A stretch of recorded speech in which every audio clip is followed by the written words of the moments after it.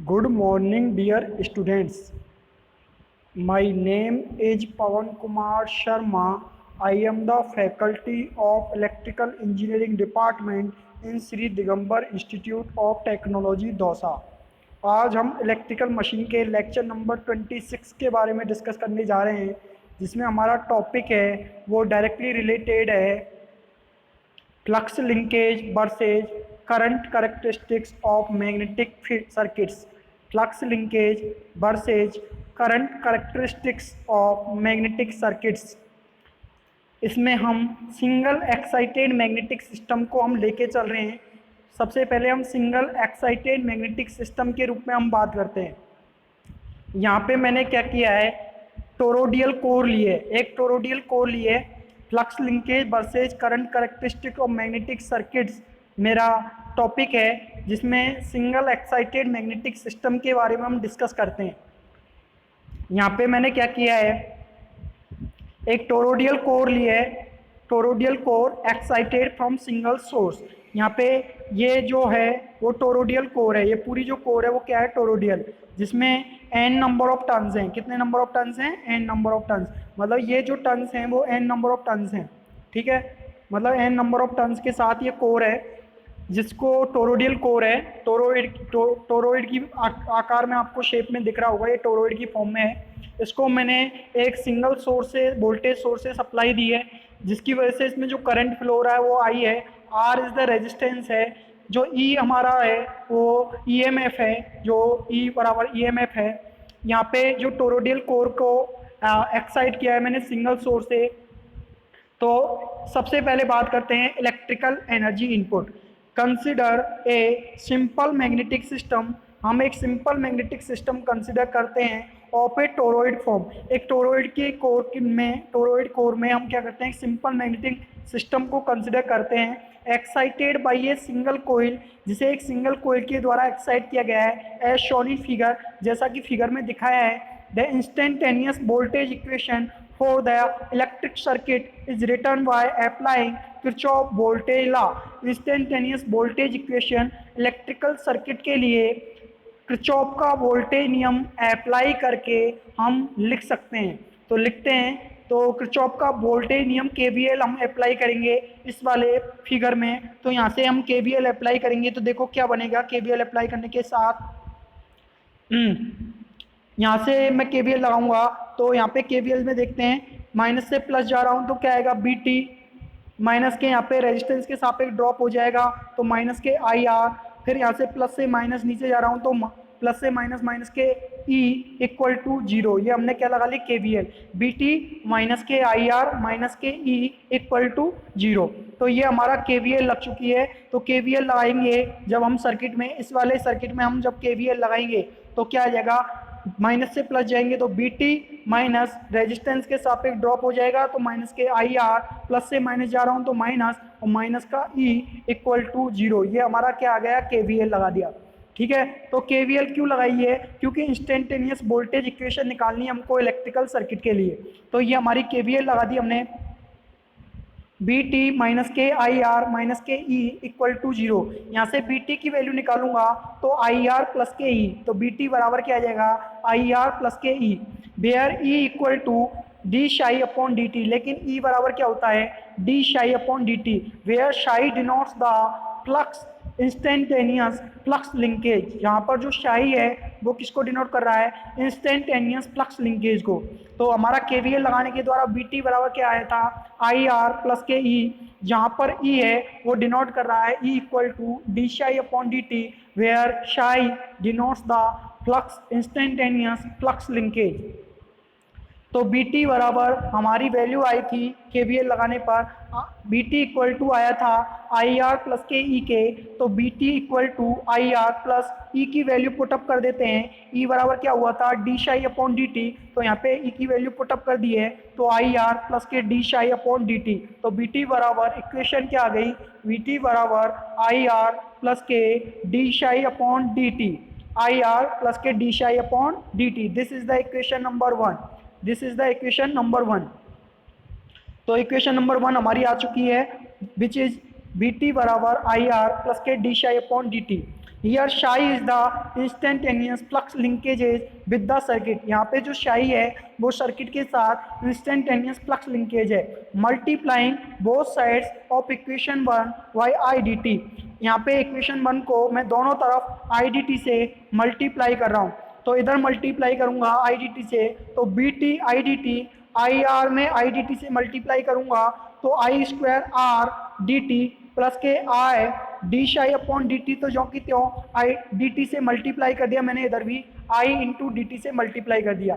तो दोनों तरफ हमको क्या करना है, इक्वेशन नंबर 1 को आई डी टी से मल्टीप्लाई करना है, और मल्टीप्लाई करने के बाद में हमारी इक्वेशन क्या आएगी, B T I D T equal to R I square D T plus के I D psi upon D T into D T. D T से डी टी कैंसिल आउट हो चुका है, तो B T I D T equal to R I square D T plus के I D psi, ये equation आ जाएगी हमारी। B T I D T, यदि R I square D T को दूसरी तरफ लाऊंगा तो किस में आएगा, माइनस में, तो B T I D T minus K R I square D T equal to I D psi. तो B T I D T minus K R I square D T equal to I D psi.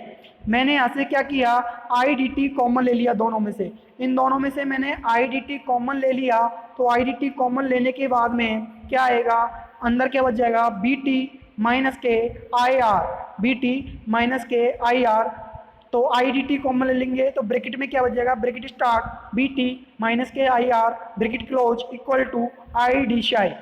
यहाँ पे जो ये वाली जो पूरी term है वो किसके बराबर है, ई के बराबर है। बी टी माइनस के आई आर इक्वल टू किसके बराबर है, ई के, तो इसकी जगह क्या लिख सकता हूँ मैं, ई लिख सकता हूँ, तो क्या आ जाएगा, E I D T equal to I D शाई।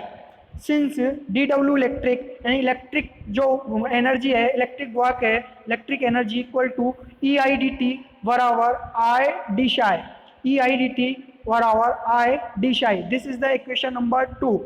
The flux linkages psi are equal to n phi Weber turns। dw electric बराबर कितना आ गया, ई आई डी टी बराबर I D psi. This is the equation number 2। The flux linkages psi are equal to N phi. यहाँ पे जो flux linkages है साई वो किसके बराबर है, एन फाई के बराबर है, वेबर टर्न्स। एन फाई जो इसका जो यूनिट है एन फाई का वो क्या होगा, एन को मतलब नंबर ऑफ टर्न्स को टर्न्स, नंबर ऑफ टर्न्स को टर्न्स में, और फाई फ्लक्स है वो वेबर में, तो वेबर टर्न्स इसकी यूनिट हो गई। देयरफॉर फ्रॉम इक्वेशन 2, इसलिए इक्वेशन नंबर 2 से डी डब्ल्यू इलेक्ट्रिक बराबर आई डी शाई बराबर आई एन डी फाई। यहाँ पे जो शाई है वो किसके बराबर है, एन फाई के बराबर है, तो मैंने क्या किया, शाई की जगह क्या लिख दिया मैंने, एन फाई, एन आई, तो जो कि त्यों डी शाई किसके बराबर है, शाई किसके बराबर है, एन फाई के, तो एन डी फाई आ गया। तो डी डब्ल्यू इलेक्ट्रिक बराबर क्या आएगा, आई डी शाई, और आई डी शाई, आई को, आई किसके बराबर, जो शाई है वो किसके बराबर है, एन फाई के बराबर है, तो आई तो जो कि त्यों डी शाई की जगह क्या लिखूंगा, एन डी फाई। तो इक्वल टू क्या आ गया, आई एन क्या होता है, current into number of turns, ये क्या होता है, फोर्स, वो कौन सा, magnetomotive force M M F, तो एफ रख दिया इसकी जगह force, F into D phi. तो डी डब्ल्यू इलेक्ट्रिक बराबर आई डी शाई बराबर I N D phi equal to F D phi. This is the equation number 3। In equation 3 phi is the instantaneous value of coil flux, जहाँ पर phi है वो instantaneous value है coil के flux की, F बराबर N I, यानी कि एफ है जो क्या है, फोर्स है, एफ क्या है, फोर्स है, और एफ बराबर एन आई, यानी एफ क्या है, फोर्स है इंस्टेंटेनियस कोइल का एम्पियर टर्न्स में।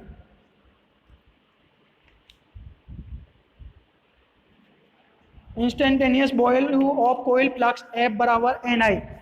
जो इक्वेशन 3 में फाई है वो क्या है, इंस्टेंटेनियस वैल्यू है कोइल के फ्लक्स की, और एफ बराबर एन आई, यानी फोर्स है, ये एम एम एफ है, एफ बराबर एन आई, इसकी यूनिट होती है ampere turns. Is the instantaneous coil M M F, जो एफ है वो क्या है, instantaneous coil M M F है, कोइल का इंस्टेंटेनियस एम एम एफ है। इंपॉर्टेंट जो चीज़ है वो क्या है, द फ्लो ऑफ चार्ज और current against the reaction EMF, यानी कि जो चार्ज फ्लो हो रहा है और जो करंट फ्लो हो रहा है अगेंस्ट द रिएक्शन ईएमएफ ई के सापेक्ष जो करंट फ्लो हो रहा है या चार्ज फ्लो हो रहा है causes the extraction of energy from electrical system, वो इलेक्ट्रिकल सिस्टम से एनर्जी को एक्सट्रैक्शन करने का, पृथक करने का कारण बनता है। Magnetic field energy store, consider a simple magnetic relay, हम एक सिंपल मैग्नेटिक रिले कंसीडर कर रहे हैं of figure 2.4a. Initially the armature is on open position when switch S is closed. जब आर्मेचर ओपन पोजीशन में है और switch क्या है, क्लोज है, current I is established in N turn coil. The flux setup depend on MMF NI. जो flux setup होगा वो MMF के ऊपर डिपेंड करेगा and the reluctance of magnetic path, और मैग्नेटिक पाथ के रिलेक्टेंस के ऊपर डिपेंड करेगा। यहाँ पे देखो नीचे डायग्राम है, मैं आपको बताऊंगा। यहाँ पे एक सिंपल मैग्नेटिक रिले हमने कंसिडर की है जिसमें इनिशियली सबसे पहले हम आर्मेचर को ओपन पोजीशन पे रखते हैं और स्विच को क्या कराते हैं, क्लोज करते हैं। तो करंट आई है वो एन टर्न कोइल में एस्टेब्लिश हो जाता है। जो फ्लक्स सेट होता है वो डिपेंड करता है एमएमएफ के ऊपर और जो मैग्नेटिक पाथ का जो रिलेक्टेंस है उसके ऊपर। आर बराबर यानी कि रिलेक्टेंस बराबर एमएमएफ अपॉन पाई, इसका जो यूनिट है ampere turns per weber, where phi equal to integration of B into D A और MMF equal to integration of H D A. The magnetic field thus produce, इस प्रकार से जो magnetic field produce होता है creates north and south poles as shown in figure. इस प्रकार जो मैग्नेटिक फील्ड क्रिएट होता है वो नॉर्थ और साउथ पोल्स प्रोड्यूस करता है। And as a result of it, परिणाम स्वरूप there is established an a magnetic core tending to shorten the air gap. इससे एक मैग्नेटिक कोर एस्टेब्लिश हो जाती है जो एयर गैप को शॉर्ट करती है। If the armature is not allowed to move, यदि आर्मेचर यदि मूव नहीं कर रहा है, द मैकेनिकल वर्क डन, तो mechanical work done D W mechanical is zero, तो डी डब्ल्यू मैकेनिकल की वैल्यू क्या हो जाएगी, जीरो। यदि आर्मेचर मूव नहीं कर रहा है तो मैकेनिकल वर्क है जो डी डब्ल्यू मैकेनिकल है वो क्या हो जाएगा, जीरो हो जाता है। According to equation 3 therefore D W electric बराबर डी डब्ल्यू मैकेनिकल प्लस के D W field is the dw electric is the electrical work और dw mechanical is the mechanical work plus के dw field बराबर field work. यहाँ पे एक हमने simple magnetic relay ली है जिसमें एन टर्न्स हैं, जिसमें कितने एन टर्न्स हैं। अब मैंने क्या किया है, इस सिंपल मैग्नेटिक रिले में आर्मेचर को सबसे पहले इनिशियली हम क्या रखते हैं, ये आर्मेचर है इसको हम सबसे पहले ओपन पोजीशन पे रखते हैं और जो स्विच है इसको क्लोज कराते हैं। स्विच को क्या कराते हैं, क्लोज कराते हैं। इसकी वजह से क्या होता है, जब स्विच को क्लोज कराएंगे तो उसकी वजह से करंट है वो एन टर्न कोइल में एस्टेब्लिश हो जाता है। इस कोइल में जो करंट है वो एन टर्न कोइल में क्या हो जाता है, एस्टेब्लिश हो जाता है। आई करंट है वो इसमें एस्टेब्लिश हो जाता है। इसके कारण जो ये करंट एस्टेब्लिश होता है इसके कारण फ्लक्स है वो सेटअप होता है। जो फ्लक्स सेटअप होता है इसमें जो फ्लक्स बनता है ये जो है वो फ्लक्स को शो कर रहा है। ये डॉट डॉट के द्वारा जो शो कर किया गया है वो क्या है, फ्लक्स बनता है। जब फ्लक्स बनता है, जो फ्लक्स है वो किसके ऊपर डिपेंड करता है, एमएमएफ के ऊपर, यानी कि जो एमएमएफ के ऊपर डिपेंड करेगा आपका जो फ्लक्स है वो किसके ऊपर डिपेंड करेगा, एमएमएफ एनआई के ऊपर, और रिलेक्टेंस के ऊपर, यानी मैग्नेटिक पाथ का जो रिलेक्टेंस है उसके ऊपर डिपेंड करता है। अब यहाँ पे जो मैग्नेटिक फील्ड है वो प्रोड्यूस होता है। अब यहाँ पे जो मैग्नेटिक फील्ड प्रोड्यूस होता है तो इसके एक तरफ तो क्या बनाएगा, नॉर्थ पोल बनाता है, और एक तरफ क्या बनाता है, साउथ पोल बनाता है। तो यहाँ पे नॉर्थ पोल बन जाएगा और यहाँ पे क्या बन जाएगा, साउथ पोल बन जाएगा। ठीक है, नॉर्थ पोल और साउथ पोल बन जाता है। तो इसके परिणाम स्वरूप मैग्नेटिक कोर एस्टेब्लिश हो जाती है जो क्या करती है, इस एयर गैप को शॉर्ट कर देती है। मैग्नेटिक कोर एस्टेब्लिश हो जाती है जो एयर गैप को क्या करती है, शॉर्ट कर देती है। ये एक सिंपल मैग्नेटिक रिले ली है हमने जिसमें एन टर्न कोइल है। इनिशियली हमको सबसे पहले हमको क्या कराना है, जो आर्मेचर है उसको ओपन पोजीशन में रखना है, और जो स्विच है उसको, आर्मेचर को तो ओपन पोजीशन में रखना है, स्विच को क्लोज कराना है, जिससे इस जो कोयल है एन टर्न कोयल, इसमें करंट आई एस्टेब्लिश हो जाता है, करंट आई फ्लो होता है, जिसकी वजह से 5 फ्लक्स सेटअप हो जाता है कोयल में। यहाँ पे एन टर्न कोयल में 5 फ्लक्स सेटअप हो जाता है। जो 5 फ्लक्स सेट होता है इसकी वजह से मैग्नेटिक फील्ड 5 फ्लक्स सेट होता है, इसकी वजह से 5 फ्लक्स सेटअप हो जाता है। फ्लक्स जो सेटअप होता है वो किसके ऊपर डिपेंड करता है, एमएमएफ के ऊपर, और रिलेक्टेंस मैग्नेटिक पाथ के रिलेक्टेंस के ऊपर डिपेंड करता है। यहाँ पे जो जब मैग्नेटिक फील्ड प्रोड्यूस होता है तो इसकी वजह से नॉर्थ और साउथ पोल्स बन जाते हैं। नॉर्थ और साउथ पोल्स परिणाम स्वरूप ये क्या करते हैं, जो एयर गैप जो है उसको क्या कर देते हैं, मैग्नेटिक कोर एस्टेब्लिश हो जाती है। ये इस प्रकार से यहाँ पे मैग्नेटिक कोर बन जाएगी जो इस एयर गैप को क्या करेगी, शॉर्टन करने का काम करती है। ठीक है, यदि हम आर्मेचर को मूव नहीं करा रहे हैं, यदि आर्मेचर मेरा मूव नहीं कर रहा है तो उस टाइम पे मैकेनिकल जो वर्क हो रहा है उसकी वैल्यू डी डब्ल्यू मैकेनिकल की वैल्यू क्या हो जाएगी, जीरो हो जाएगी। अब इसके कारण जो according to equation 3 therefore D W electric बराबर क्या होता है, डी डब्ल्यू मैकेनिकल प्लस के डी डब्ल्यू फील्ड। तो डी डब्ल्यू इलेक्ट्रिक बराबर डी डब्ल्यू मैकेनिकल की वैल्यू जीरो क्यों हुई, क्योंकि जो मैकेनिकल वर्क डन है वो क्या है, जीरो है, क्योंकि हम आर्मेचर को मूव नहीं कर रही है। आर्मेचर मूव नहीं करती है तो डी डब्ल्यू मैकेनिकल वर्क है वो क्या हो जाएगा, जीरो। तो जीरो रख दिया इसकी जगह प्लस के डी डब्ल्यू फील्ड। इंपॉर्टेंट क्या है, दिस शोज दैट, जो ये दिखाता है that when the movable part of any physical system, जब कोई भी फिजिकल सिस्टम का movable part is kept fixed, उसको फिक्स रखते हैं। ये दिखाती है जब भी कोई फिजिकल सिस्टम का मूवेबल पार्ट को हम फिक्स रखते हैं, the entire electrical energy input is stored in magnetic field. तो एंटायर इलेक्ट्रिकल एनर्जी इनपुट है वो मैग्नेटिक फील्ड में स्टोर हो जाता है। Entire electrical energy input is stored in magnetic field. यहाँ पे ये यहाँ पे देखो को ये फिगर नंबर 2.4 बी और C pertaining to field energy and co energy for a linear magnetic system.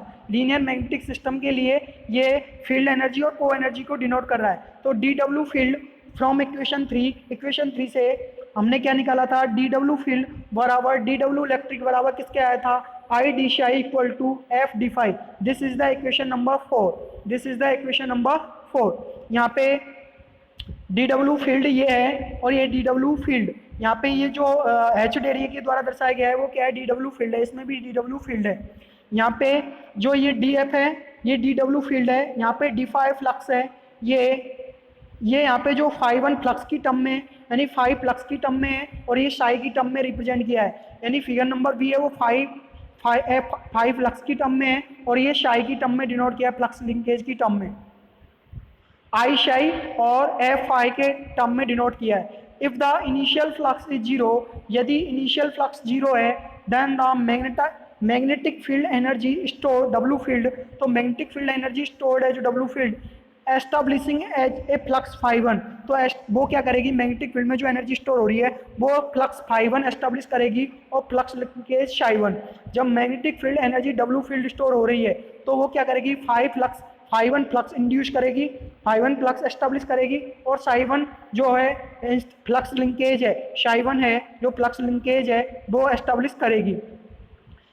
Is given by, जो दिया जाता है W field equal to integration of zero से लेके psi one, zero to psi one I into D psi equal to integration of zero से लेके integration of zero to phi one F into D phi. This is the equation number 5। In equation number 5, I and F must be expressed in terms of psi and phi। यहाँ पे I और F है, I जो current और force है उसको हमने psi और phi की टर्म्स में एक्सप्रेस किया है, यानी I को तो psi की टर्म में और F को phi की टर्म्स में हमने क्या किया है, एक्सप्रेस किया है। फ्रॉम फिगर नंबर 2.4 भी, फिगर नंबर 2.4 बी से W field equal to integration of zero से लेके zero to phi one D W field equal to integration of zero से लेके zero to phi one F D phi equal to area क्या आ जाएगा, O A B O. Figure number 2.4 B से O A B O, area कौन सा लेना है आपको, ओ ए बी ओ, एरिया लेना है आपको ओ ए बी ओ। कौन सा एरिया लेना है, ओ ए बी ओ, ये वाला एरिया आपको लेना है, ये वाला आपको एरिया लेना है। एरिया कौन सा लेना है, O A B O. From figure number 2.4 C W field equal to integration of zero to psi one D W field equal to integration of zero to psi one F D psi equal to area of O A B O. Area कौन सा लेना है, 2.4 सी में, मतलब सी वाले figure में आपको area लेना है ओ ए सी ओ। ये वाला एरिया आपको लेना, ओ ए सी ओ, ये वाला एरिया आपको लेना है। फिगर नंबर 2.4 सी से आपका एरिया है वो आपको लेना है, area O A B O, sorry area कौन सा लेना है आपको, ओ ए बी ओ, ये वाला आपको एरिया लेना है O A B O, figure number 2.4 C से। ठीक है, तो फिगर नंबर 2.4 बी से तो इक्वेशन आएगी W field equal to integration of 0251 D W field equal to integration of 0251 F D five equal to area लेना है आपको, area of O A B O. For figure number 2.4 C W field equal to integration of 0251 D W field equal to integration of 0251 F D psi equal to area of OABO. This is the equation number 7 or this is the equation number 6. From figure 2.4b and c, area OACO, area OACO करेंगे तो integration of DW field, तो integration करेंगे हम integration of 0 to F1, यानी कि integration कहाँ से कहाँ तक करेंगे, 0 to F1 तक। हमको जो इंटीग्रेशन कहाँ से कहाँ तक करना है, 0 से लेके F1 तक हमको इंटीग्रेशन करना है। ठीक है, तो इंटीग्रेशन कहाँ से करेंगे, कहाँ से कहाँ तक करेंगे, 0 to F1 phi D F, और इंटीग्रेशन टू 0 to I1, और इंटीग्रेशन कहाँ से कहाँ तक करना है दूसरे फिगर में, 0 to I1 करना है। कहाँ तक करना है, 0 to I1, 0 to I1 आपको इंटीग्रेशन करना है। यहाँ पे आपको 0 to I1 इंटीग्रेशन करना है। यहाँ पे I1 है, T1 नहीं है, ये I1 है, ये I1 है। क्या है ये वाला जो टर्म है वो क्या है, I1। आपको यहाँ तक इंटीग्रेशन करना है, यहाँ तक आपको इंटीग्रेशन करना है 0 to I1 तक। ठीक है, तो 0 to I1 शाई डी आई, तो हमारा ये आ गया area O A C O integration of equal to integration of D W field equal to integration of 0 to F1 phi D F equal to integration of 0 to I1 psi D I. This area O A C O is called co energy, ये area O A C O क्या कहलाता है, co energy कहलाता है। Area O A C O क्या कहलाता है, co energy कहलाता है। ओ ए सी ओ वाला जो एरिया है वो क्या कहलाता है, को एनर्जी। ये वाला जो एरिया है वो क्या कहलाता है, को एनर्जी। ठीक है, area O A C O is called co energy W फैट, तो डब्ल्यू फील्ड डैश के द्वारा रिप्रेजेंट कर रहा हूँ इसको, को एनर्जी को। तो integration of W field dash integration of 0 to F1, W field है, ये एफ एल डी फील्ड है, W field dash equal to integration of 0 to F1 phi D F equal to integration of 0 to I1 psi D I. This is the equation number 8। Important बात क्या निकली इसमें, in equation number 8 phi and psi must be expressed in terms of phi f and I respectively। यहाँ पे phi और psi को f और I की टर्म में एक्सप्रेस किया है। Co energy has no physical significance, it is however useful in calculating the magnetic forces. ये जो है को एनर्जी का कोई ज़्यादा फिजिकल सिग्निफिकेंस नहीं है, ये केवल मैग्नेटिक फोर्सेज को कैलकुलेट करने के लिए उपयोगी है। विद नो मैग्नेटिक फोर्सेज, यदि मैग्नेटिक फोर्सेज नहीं है तो उस टाइम पे area of O A B O equal to area of O A C O, यानी W field equal to W field dash, यानी कि डब्ल्यू फील्ड प्लस के W field dash equal to area O C A B O equal to किसके आएगा, 5 1 F M M 1 equal to psi I 1। ये पूरा area लिया है W field plus के डब्ल्यू फील्ड डैश निकालने के लिए। एरिया कौन सा लिया है आप डायग्राम में देख सकते हो, ओ सी ए बी ओ वाला एरिया लिया है, इक्वल टू किसके आएगा, 5 1 एफ एम एम 1 बराबर psi I 1। In a general for a linear magnetic circuit के लिए W field equal to W field dash equal to 1/2 psi आई बराबर 1/2 एफ एम एम फाइव। एक बार फाइव की टर्म में लिया है, एक बार शाई की टर्म में, एक बार आई और शाई की टर्म में, एक बार फाइव और एफ की टर्म में लिया है। The self inductance L is defined as the magnetic flux linkage per ampere. यहाँ पे जो डब्ल्यू फील्ड है, W field equal to W field dash equal to 1/2 psi I equal to 1/2 F M M 5। This is the equation number 9। The self inductance L is defined as the magnetic flux linkage per ampere। जो self inductance है उसको हम define करते हैं 1 ampere में जो magnetic flux linkage हो रहा है उसके रूप में हम इसे डिफाइन करते हैं। तो L बराबर शाई अपॉन आई, वेयर शाई इज द फ्लक्स लिंकेज और आई इज द करंट, यानी कि 1 एम्पियर में जितना फ्लक्स लिंकेज हो रहा है उसको क्या बोलते हैं, सेल्फ इंडक्टेंस बोलते हैं। तो L बराबर शाई upon I, this is the equation number 10। L बराबर शाई upon I, this is the equation number 10। तो W field equal to 1/2 psi I, 1/2 psi आई। तो शाई की जगह वैल्यू यहाँ से रखूंगा, शाई की वैल्यू निकालूंगा तो क्या आ जाएगी Li, तो शाई की जगह वैल्यू क्या रख दूंगा Li। तो 1/2 इंटू Li इंटू आई बराबर क्या आ जाएगा 1/2 Li स्क्वायर, 1/2 Li स्क्वायर। 1/2 तो जो की त्यों लिखा, इंटू L जो की त्यों, इंटू आई की जगह यहाँ से वैल्यू निकाल ली मैंने, तो आई की जगह वैल्यू निकालूंगा तो यहाँ से आई की वैल्यू क्या आ जाएगी शाई अपॉन एल, आई की वैल्यू क्या आ जाएगी शाई अपॉन एल। तो आई की वैल्यू यहाँ पे मैंने पुट कर दी, कहाँ पे, यहाँ पे मैंने आई की वैल्यू पुट कर दी शाई अपॉन एल, आई का स्क्वायर है इसलिए इसका स्क्वायर कर दिया तो शाई अपॉन एल का स्क्वायर। तो 1/2 इंटू एल इंटू इसको खोलेंगे तो Sai square upon L square, तो एल से एल कैंसिल आउट हो गया, तो 1/2 साई स्क्वायर अपॉन एल, क्या नीचे क्या बच, 1/2 साई स्क्वायर अपॉन एल बच गया। तो हमारी जो रिमेनिंग पार्ट क्या रह गया 1/2 psi square upon L. From equation 2.9 W field equal to, W field निकालने के लिए यानी कि फील्ड वर्क निकालने के लिए, फील्ड एनर्जी निकालने के लिए 1/2 Li स्क्वायर बराबर, ये फॉर्मूला भी आप अप्लाई कर सकते हो 1/2 psi square L, Sai square upon L. ठीक है, यदि आपको वैल्यू आपको दे रखा है, फ्लक्स लिंकेज की वैल्यू दे रखा है और सेल्फ इंडक्टेंस वैल्यू दे रखा है तो फॉर्मूला लगाओगे 1/2 साई स्क्वायर अपॉन एल। और यदि सेल्फ इंडक्टेंस और करंट की वैल्यू दे रखी है तो डब्ल्यू फील्ड निकालने के लिए फॉर्मूला लगाओगे 1/2 Li square, this is the equation number 11। तो दोनों फॉर्मूले वैलिड हैं डब्ल्यू फील्ड निकालने के लिए, दिस इज और that is. In fact important क्या है, this fact that the field energy can be expressed in terms of circuit parameter L.